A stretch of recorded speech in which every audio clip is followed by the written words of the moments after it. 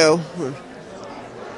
Welcome to another episode of Mysterious Forces Live. I'm at the 2019 International UFO Congress right here in Phoenix, Arizona. And I've got a guest that I've been trying to chase down for quite a while now. We actually lived about 2 miles apart up in North Phoenix. And I moved down into the city, and we've been Facebook friends for like over a year, and we know what's going on with each other, but we had not met in person until we crossed paths yesterday. But this is my friend, I guess I can say. We were just talking about how weird it is to like know someone's backstory and know details of their life, and you haven't met them in person. And then when you meet them in person, everything is in reverse. Like, hey, I saw pictures of your birthday party last year, but you've not actually sat down and had a conversation with them. So that's that weird social media aspect. But this is Shane Hurd, and you might know him from Rogue Planet TV, but he also does a lot more. And I'm not going to pretend to know his resume, and I'll just have him tell a bit about what he does and why he's here at the International UFO Congress. Yeah. Okay. So yeah, I was born in 1961, and as such, I'm a child of the space race. And so in 1969, like every other 8-year-old kid in America, I wanted to be an astronaut. So that started me off as a sci-fi geek, from childhood. I really didn't get interested into UFOs until later. I mean, I followed it from afar. But, raising a family and all that kind of stuff, never really paid attention. But finally, around 2010, I read the Day After Roswell, that book. And when I read it, it was, I thought, oh, some of it's believable, some of it's not. And, I need more. So then Leslie Kean's book came out, UFOs, Pilots, Generals, Public Officials Go on the Record. And I thought that was so credible. So that kicked me off. I read some of Richard Dolan's stuff. And, for several years, I just voraciously read everything, saw every DVD.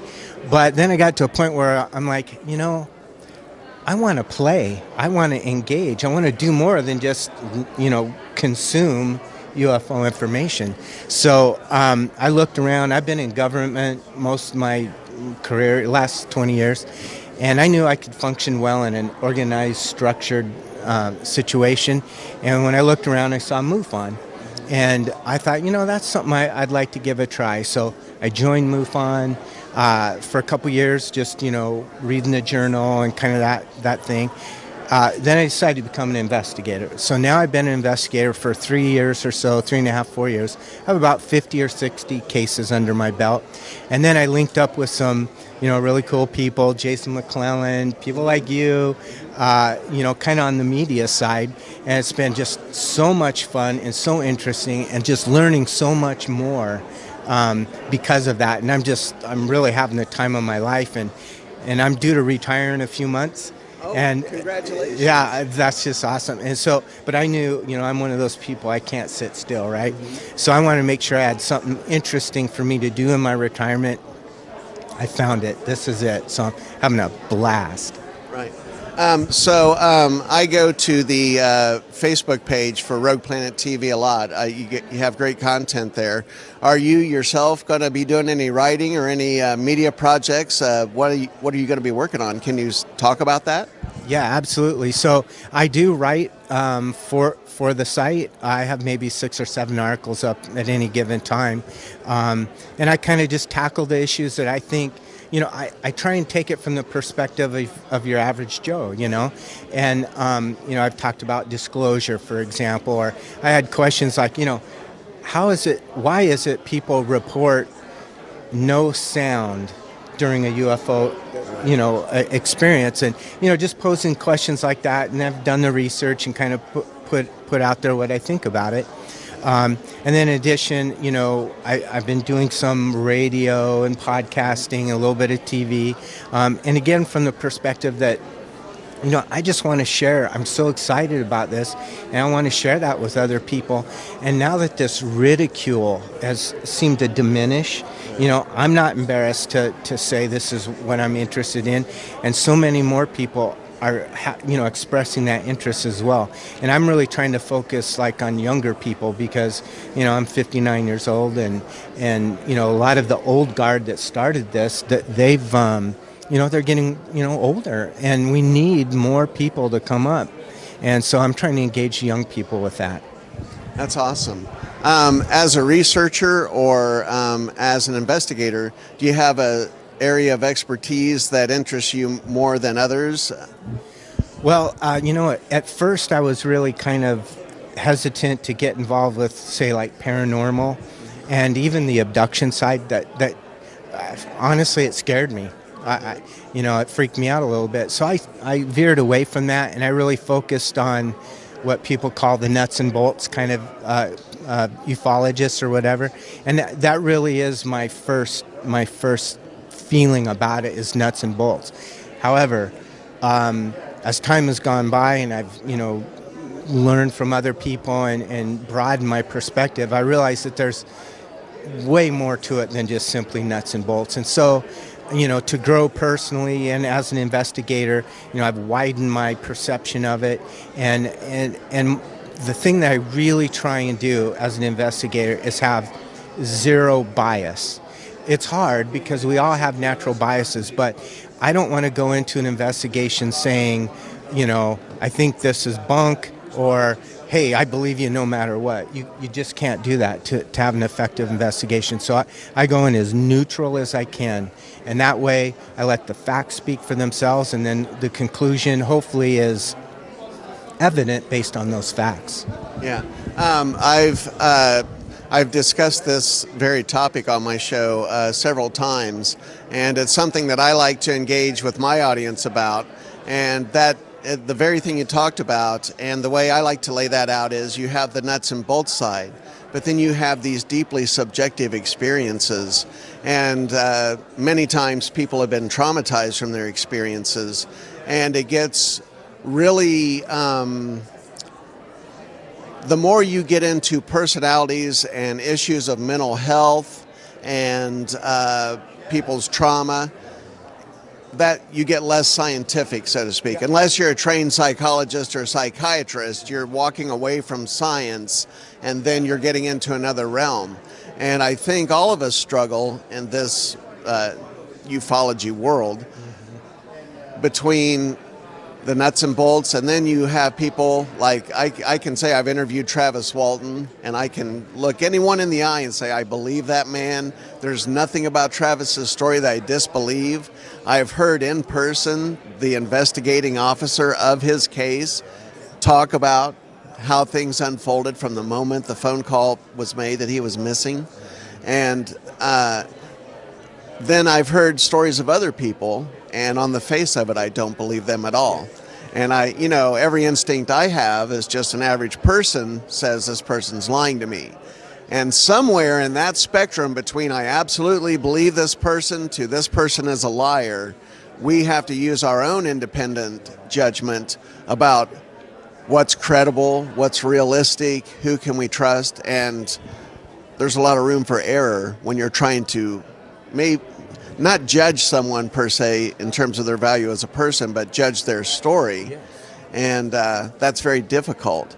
But I find it interesting that you've had to sort that out for yourself, because it's not all videos and photographs or imprints or, residual radiation or whatever evidence you might find.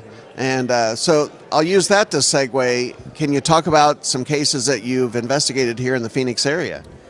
Yeah, absolutely. So I would say statistically, you're looking at about 85% of cases are solvable by conventional means. So this is the classic balloons or aircraft or, those sorts of things, planets, stars.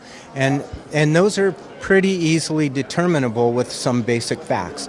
But the 15% are what we call unknowns, and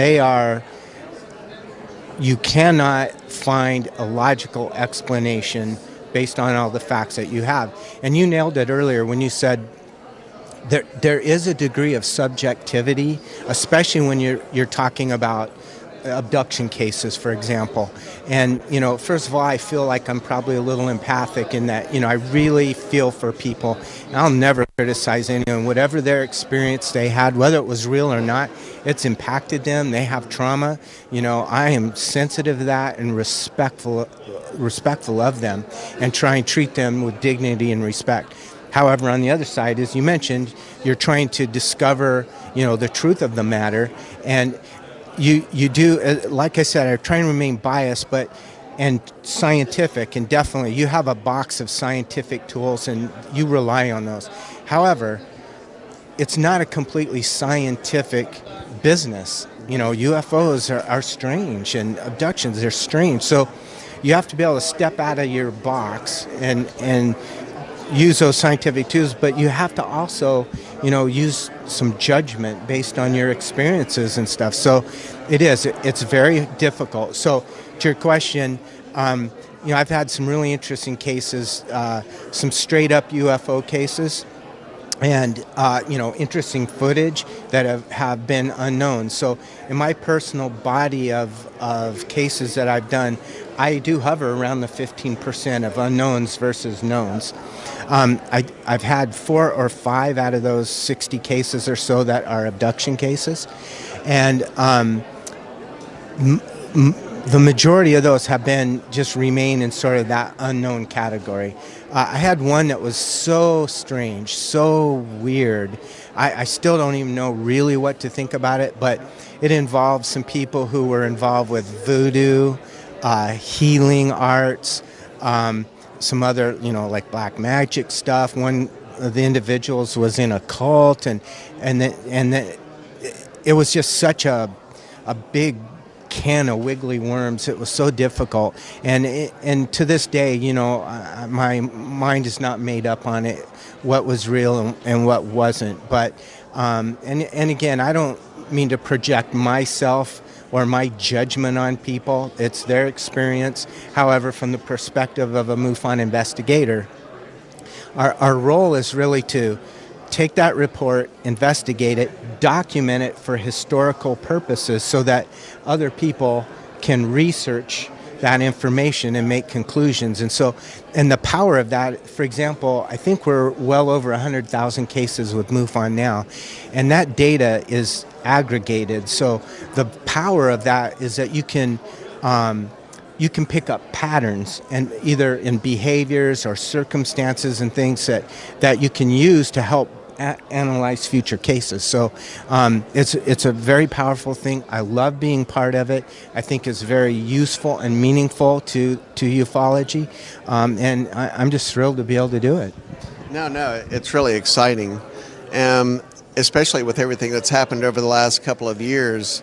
That's just been like an avalanche of new data and topics to discuss. And then once again, beyond videotape, beyond government reports that can be proven exist, then you get people who start psychoanalyzing the motives of the people involved, and you get into personalities.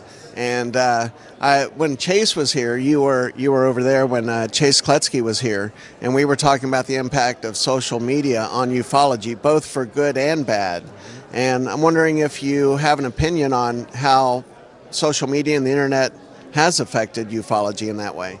Yeah, I think it's had a huge impact. In fact, when we talk about, say, from the disclosure perspective, even like that Storm Area 51 thing that's going on, I was talking to Clifford Mahudi about it, and he brought up an interesting perspective that I didn't really have.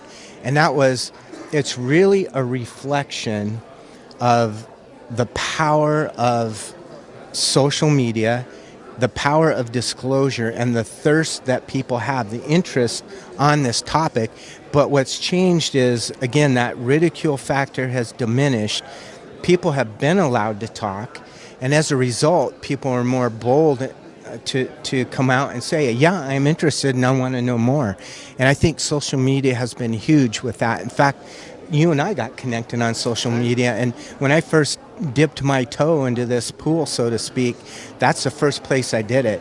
And, I would follow conversations, and then I got brave enough to join some of those conversations. And then, and of course you learn from that, and people learn about you. And then you develop this, ring of friendship or colleagues and that whole thing, which I think has really made more information, better information available to more people. And that is why this whole movement is changing right now. So internet was the first revolution, and I think the next is social media. And finally, I think it's going to be full-blown disclosure, which I think is really occurring before our very eyes. Right. Yeah, no, I think we're having what I might term a slow rollout. Mm-hmm. It's not like a whole cache of data is just being dumped all at once. To be fair, I've been critical of that in the past. I have said that if any entity or organization has a cache of information, I'd personally prefer that they dump that cache all at once and let everyone else categorize and then analyze it and let it go. So I'm not the biggest fan of the slow drip of information, but I don't have any say in that, and there might be reasons for that I know nothing about. So it's best for me to kind of bite my tongue on that, probably, because I really don't know all the facts. And just like anyone else online, it's easy to have an opinion. It's easy to put your opinion out there, but it doesn't mean you're right. Yeah. And I've often said on my very own show, just because I say something or believe something doesn't mean it's correct. It just means that's what I believe or what I think, And I think that when you're intellectually honest, you kind of have to approach all of this in that way. And based on your research and your experience, I'm wondering if you would go into the world of speculation a little bit, and what are some of your theories as to what UFOs might be, or what the scientific apparatus is, how this works on maybe a materialistic mechanical level? Yeah, so like I said, when I first got into this, I was pure nuts and bolts guy. It's like, what is that machine in the sky right there, and who's flying it? That's really what got me hooked. But as I began to learn more, I realized it's not that there likely is a physical manifestation, at hand, no doubt about it. There's physics. There's, you could go knock on it and bang, bang, bang. That's a crap. However, there appears to be way more to it than that. A lot of people are talking about consciousness as part of this. Some people kind of link paranormal to it. What it's appearing to be is there's this large nexus of things that we don't know. and I think, in times past, human beings dealt with that gap in knowledge with things like religion. Right. For example, hey, we can't explain that. That's an angel. Or, later the Greeks, we can't explain that. That's Zeus or Thor or Ares, But now we have science. Of course we have religion, but what we're seeing is that science is able to fill in some of those gaps with something that is more verifiable. Not a matter of faith, but a matter of fact. And I think that's kind of changing the equation a bit. And so that's making me grow a little bit in saying, look, yes, there's physical objects, physical stuff happening, but there is more to it than that. And I mean, I know we don't have that long on this show, but we could talk for hours about what that means and what all the possibilities are. But my biggest thing is, as an investigator, as even just as plain old Shane, I try and just be as open-minded as possible, not make any decision, and I always boil it down to this, is that none of us know. There's no proof of anything. And if you walk around thumping your chest saying, I know this or that, sorry, you're a hypocrite, or you're just foolish, because nobody really knows. And that's why your opinion is as valid as my opinion as someone else's. And until we have actual physical facts or provable facts, none of us can thump our chest on our ideas. So I think that's why just being open-minded, being reasonable, Obviously, there's some stuff that's pure nonsense, but hopefully, just as an individual human being, you have the ability to discern that. So that's kind of the way I'm approaching everything. Right. Oh, no, that's awesome. Are there any... Is there any new direction for the Phoenix MUFON? And by the way, I just want to mention as an aside, the Phoenix MUFON investigative group is considered one of the premier UFO investigative teams in the world. Not just the country, not just in MUFON, but in the world. They do spectacular work. They have a fantastic team of people, and they have a lot of knowledge and experience amongst them. And quite frequently, people look to the MUFON investigative team from Phoenix for the best data. And so that's a feather in your cap for sure to be part of that. And you should be very proud of it. Yeah, thank you. I really am. And again, not a credit to me. I stumbled into this 3 or 4 years ago, but it just happened that, yes, I landed in what really is the best chapter. And the credit really goes to the leaders, to Jim Mans, Stacy Wright, and Dennis Freyermuth, because they really lead well. They drive this thing forward. They have, integrity, and they're inclusive, and yet at the same time, you have fun. And I mean, that's the way it should be. It's a volunteer organization. Nobody has paid anything. It costs you money to do this. So, it should be like that. And so I really appreciate it. It's professional and it's fun. That's awesome. So do you have any projects coming up that you'd like to plug, or any of your social media contact points? Well, I'll plug Ryan Sprague and Somewhere in the Skies. He's a good dude, and he's all over the place. Ryan Sprague, this is me and you. I've been asking you to come on this show for a while now. Do it, Ryan. Do it. So listen to your friend Shane. Come on. I'm not gonna be mean to you. I will be very nice to Ryan Sprague. I'm sorry, I had to do that. I've been asking Ryan for a while, so. Okay, cool. Well, he definitely is a busy guy. He's got some TV shows going in his podcasts and stuff.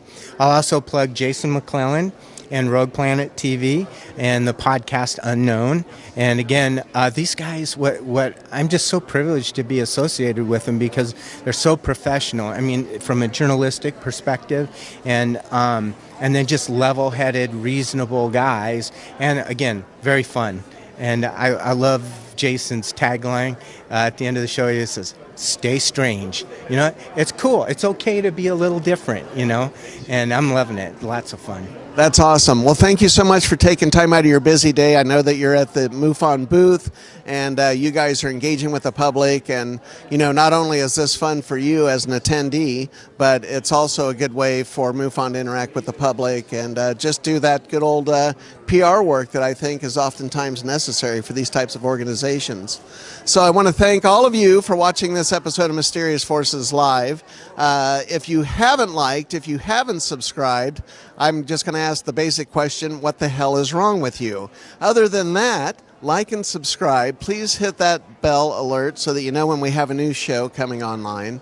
And like I said before, you could have spent your time doing something else, but you chose to spend your time with us here on Mysterious Forces Live, and I always appreciate that. Thank you for watching. Once again, we're at the 2019 International UFO Congress right here in Phoenix, Arizona. Thanks so much for watching. Everyone have a good night.